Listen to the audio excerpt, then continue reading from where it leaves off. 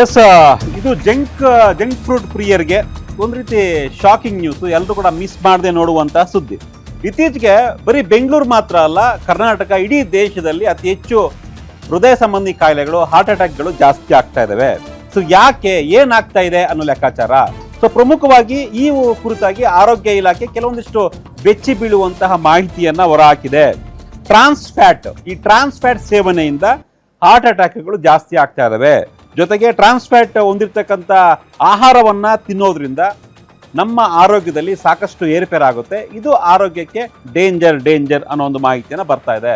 ಈಗ ಬಜ್ಜಿ ಆಗಿರ್ಬೋದು, ಬೋಂಡ, ಪಕೋಡ, ಆಮೇಲೆ ಬೇಕರಿಯಲ್ಲಿನ ಕೆಲವೊಂದಿಷ್ಟು ಐಟಮ್ಸು, ಸೊ ಇವೆಲ್ಲವುದರಲ್ಲೂ ಕೂಡ ಕೊಬ್ಬಿನ ಅಂಶ ಜಾಸ್ತಿ ಇರುತ್ತೆ. ಈ ಫ್ರೆಂಚ್ ಫ್ರೈಸ್ ಸೇರಿದಂತೆ ಎಲ್ಲ ರೀತಿಯ ಈ ಫಾಸ್ಟ್ ಫುಡ್ಗಳಲ್ಲಿ ಕೊಬ್ಬಿನ ಅಂಶ ಜಾಸ್ತಿ ಆಗ್ತಾ ಇದೆ. ಕೊಬ್ಬಿನ ಅಂಶ ಪತ್ತೆ ಆಗಿದೆ. ಕರ್ನಾಟಕದ ಆರೋಗ್ಯ ಇಲಾಖೆಯ ಅಧಿಕಾರಿಗಳು ಅಧ್ಯಯನ ಮಾಡಿದಾಗ, ಪರಿಶೀಲನೆ ಮಾಡಿದಾಗ ಈ ಒಂದು ಅಂಶ ಪತ್ತೆ ಆಗಿದೆ.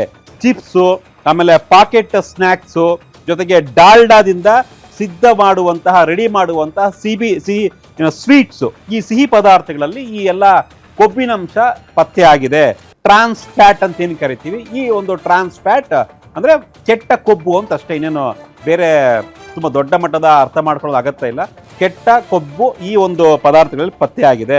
ಈಗಾಗಲೇ ರೂಲ್ಸ್ ಬ್ರೇಕ್ ಮಾಡಿರತಕ್ಕಂಥ 40ಕ್ಕೂ ಹೆಚ್ಚು ಆಹಾರ ಉತ್ಪಾದಕರಿಗೆ ಕರ್ನಾಟಕ ಆರೋಗ್ಯ ಇಲಾಖೆ ನೋಟಿಸ್ ಕೂಡ ಜಾರಿ ಮಾಡಿದೆ, ಫೈನ್ ಕೂಡ ಹಾಕಿದೆ. ಸೊ ಇನ್ನು ಈ ಟ್ರಾನ್ಸ್ ಫ್ಯಾಟ್ ಅಡುಗೆ ಎಣ್ಣೆ ಬಳಸಿದ್ರೆ ಮನುಷ್ಯರಿಗೆ ಹಾರ್ಟ್ ಅಟ್ಯಾಕ್ ಆಗುತ್ತೆ, ಫ್ಯಾಟಿ ಲಿವರ್ ಬರುತ್ತೆ, ಕ್ಯಾನ್ಸರ್ ಕೂಡ ಬರಬಹುದು. ಸೊ ಹೀಗಾಗಿ ಟ್ರಾನ್ಸ್ ಫ್ಯಾಟ್ ಇರ್ತಕ್ಕಂಥ ಎಣ್ಣೆಯನ್ನು ಬಳಸಬೇಡಿ. ಆ ಟ್ರಾನ್ಸ್ ಫ್ಯಾಟ್ ಇರ್ತಕ್ಕಂಥ ಎಣ್ಣೆಯಲ್ಲಿ ಏನು ಪದಾರ್ಥಗಳು ಮಾಡಿರ್ತಾರೆ, ಫುಡ್ ಮಾಡಿರ್ತಾರೆ, ಅದನ್ನ ತಿನ್ನಬೇಡಿ ಅನ್ನೋದು ಆರೋಗ್ಯ ಇಲಾಖೆ ಎಚ್ಚರಿಕೆ. ಇದ್ರ ಜೊತೆಗೆ ಒಂದು ನ್ಯೂಸ್ ನೋಡ್ತಾ ಇದ್ದೀನಿ ನಾನು.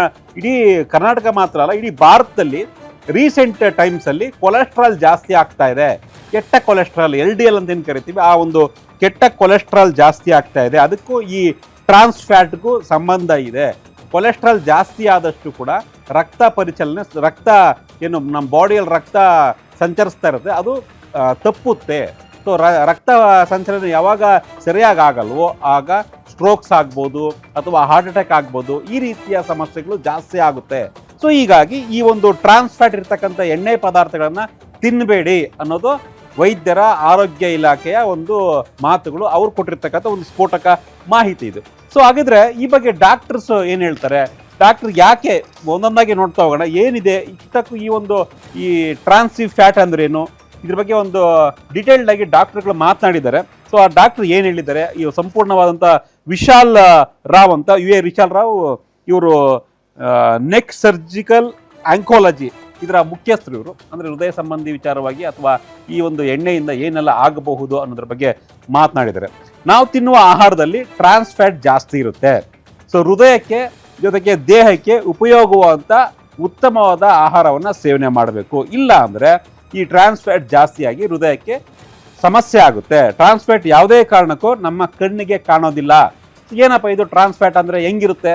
ನೋ, ಅದು ನಮ್ಮ ಕಣ್ಣಿಗೆ ಕಾಣಲ್ಲ. ಹೆಚ್ಚು ಕರಿದ ಆಹಾರಗಳಲ್ಲಿ ಈ ಬಗ್ಗೆ ಫ್ಯಾಟ್ ಇರುತ್ತೆ. ಅಂದರೆ ನಾನು ಆಗಲೇ ಹೇಳಿದೆ, ಬಜ್ಜಿ, ಬೋಂಡ, ಈ ಫ್ರೆಂಚ್ ಫ್ರೈಸು ಅಥವಾ ಎಣ್ಣೆಯಲ್ಲಿ ಏನೆಲ್ಲ ಹಾಕ್ತೀವೋ ನಾವು, ಕಬಾಬ್ ಕೂಡ ಆಗಿರ್ಬೋದು. ಸೊ ಈ ರೀತಿಯ ಫುಡ್ಗಳಲ್ಲಿ ಈ ಒಂದು ಟ್ರಾನ್ಸ್ ಫ್ಯಾಟ್ ಜಾಸ್ತಿ ಇರುತ್ತೆ.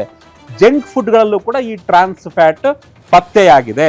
ಸೊ ರಾಜ್ಯದಲ್ಲಿ ಟ್ರಾನ್ಸ್ ಫ್ಯಾಟ್ ಮುಕ್ತ ಮಾಡುವ ಒಂದು ಕನಸು ಕಾಣ್ತಾ ಇದೆ ಆರೋಗ್ಯ ಇಲಾಖೆ. ಈ ನಿಟ್ಟಿನಲ್ಲಿ ಕೆಲವೊಂದಿಷ್ಟು ರೂಲ್ಸ್ ಅನ್ನ ಫಾಲೋ ಮಾಡಿ ಅಂತ ವೈದ್ಯರು ಕೂಡ ಹೇಳ್ತಾ ಇದ್ದಾರೆ. ಸೊ ಡಾಕ್ಟರ್ ಏನು ಹೇಳಿದ್ದಾರೆ ಒಂದ್ಸಲ ನೋಡೋಣ. ಈ ಹೆಜ್ಜೆಯನ್ನು ತಗೊಂಡು ಹೇಳುವಂತ ಒಂದು ಪ್ರಶ್ನೆ ಮತ್ತು ಇದು ಜನಕ್ಕೆ ತಿಳುವಳಿಕೆ ಸಿಕ್ಕಿದ್ರೆ ನಾವು ನಮ್ಮ ಜೀವನ ಶೈಲಿಯನ್ನು ಬದಲಾವಣೆ ಮಾಡಿ ಸ್ವಲ್ಪ ಜನಜಾಗೃತಿಗೆ ಮತ್ತೆ ನಮ್ಮ ಆರೋಗ್ಯದ ಜಾಗೃತಿಗೆ ಇದು ಮುಖ್ಯವಾದಂತಹ ಅಂಶಗಳನ್ನು ಈ ಚಾನೆಲ್ನ ಮೂಲಕ ಇವರು ತಿಳಿಸ್ತಾ ಇದ್ದಾರೆ. ಕರ್ನಾಟಕದಲ್ಲಿ ಟ್ರಾನ್ಸ್ ಫ್ಯಾಟ್ ಫ್ರೀ ಮಾಡ್ಬೇಕು ಹೇಳುವಂತ ಒಂದು ಸಂಕಲ್ಪ, ಒಂದು ಯೋಚನೆಯನ್ನು ನಮ್ಮ ಮಾನ್ಯ ಆರೋಗ್ಯ ಸಚಿವರು UT ಖಾದರ್ ಅವರು ಇತ್ತೀಚೆಗೆ ಸ್ವಲ್ಪ ದಿನಗಳ ಮೊದಲು ಘೋಷಣೆ ಮಾಡಿದ್ರು. ಈ ಟ್ರಾನ್ಸ್ ಫ್ಯಾಟ್ ಫ್ರೀ ಹೇಳುವಂತ ಮುಖ್ಯ ಅಂಶ ಇದರಲ್ಲಿ